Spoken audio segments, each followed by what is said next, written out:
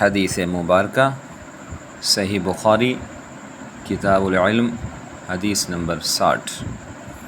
حدثنا ابو النعمان آرم بن الفضل قال حدثنا ابو عوانہ عن ابی بشر عن یوسف بن ماہکہ عن عبد اللہ بن عمر قال تخلف عن النبی صلی اللہ علیہ وسلم فی سفرۃ سافرنها فأدركنا وقد أرهقتنا الصلاة ونحن نتوضأ فجعلنا نمسح على أرجلنا فنادى بأعلى صوته ويل للأعقاب من النار مرتين أو ثلاثا۔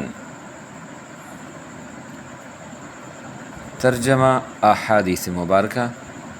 ایک سفر میں جو ہم نے کیا تھا آن حضرت صلی اللہ علیہ وسلم ہم سے پیچھے رہ گئے اور آپ صلی اللہ علیہ وسلم ہم سے اس وقت ملے جب عصر کی نماز کا وقت آن پہنچا تھا۔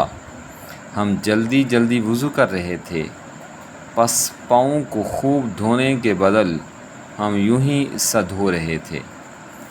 یہ حال دیکھ کر آپ صلی اللہ علیہ وآلہ وسلم نے بلند آواز سے پکارا، دیکھو ایڑیوں کی خرابی دوزخ سے ہونے والی ہے۔